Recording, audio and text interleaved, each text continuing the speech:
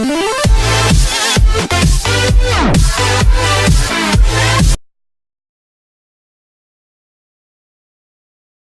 Ryan Kerrigan, NBC's post-game turkey is a dream come true. It's okay to laugh about Washington's 2010 win over the Giants Thursday night. I sure did, between my 3 servings of FedEx Field press box mashed potatoes mixed with some sort of corn casserole that I probably shouldn't have been eating after 10 p.m. or before 10 p.m., either. The field had a dirt mohawk, and the teams needed more than 38 minutes to score a touchdown. And Washington's timeout-into-delay-of-game sequence was still more appealing than about 24 things the Giants did on offense. Some of it was funny, and laughing beats crying. But it's also okay to feel good for the Redskins who won that game, and especially for those merry players glad-handing NBC's drumsticks on the field after the game. Their laughs weren't the LOL variety. They radiated genuine happiness. And maybe none of them was happier than Ryan Kerrigan. Growing up, you always see Madden with the turducken and all that, and you see guys eating it after they played a good game, and so I'm thinking, I want to do that, Kerrigan said 30 minutes after it ended, still wearing his full uniform. I don't know, the little kid in me was thinking back to those days. And I wanted to make it happen. Around the final whistle, a Redskins PR staffer found Kerrigan and told him he was needed by that goofy NBC set, the one with the Thanksgiving meal as a centerpiece. And when he heard that news, Kerrigan did a little fist pump to myself.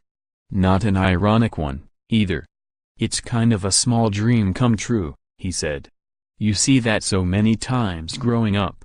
And then to have you be the guy eating the turkey, it was almost surreal, in a way. Really. It was really cool to me.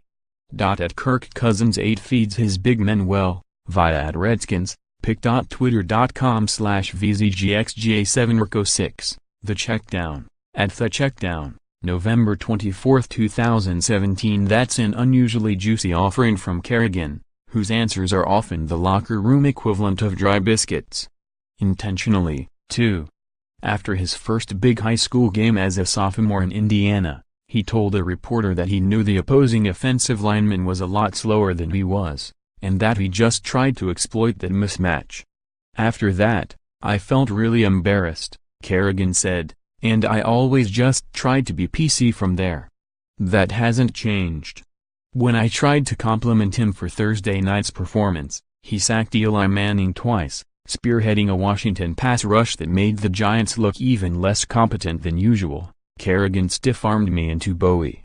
Well, I'm not trying to be hard on myself, but I'm thinking about a couple sacks that I thought I should have had, he said. Can't all be winners, I guess. Guess not.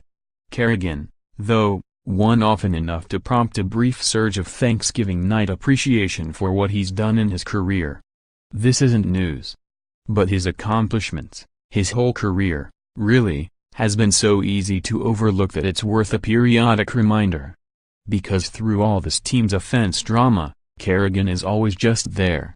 Washington only has 6 players who have started every game this season. Kerrigan has started every game over his entire 7-year career. His streak of 107 straight starts is the longest for any active NFL linebacker. He's the first Redskins player in at least 47 years to begin his career with more than 100 straight regular season starts.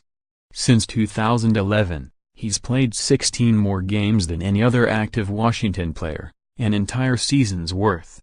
And he's not just striding along. There might be games you don't notice him, but there are never seasons where he vanishes.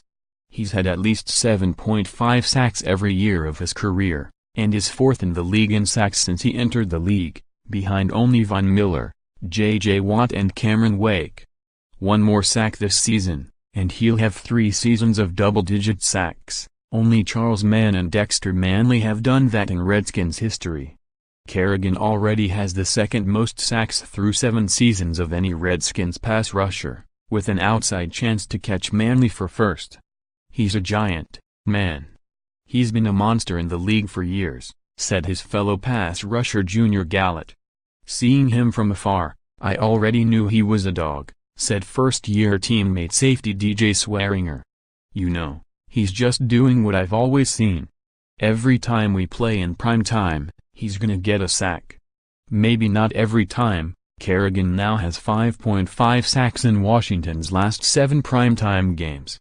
And with the offense's Thursday night operating with all the potency of press box corn casserole, that left lots of airtime for Kerrigan, whom Chris Collinsworth said was running circles around inexperienced Giants tackle Chad Wheeler. That segment of NBC's broadcast probably would have embarrassed Kerrigan. The end of broadcast.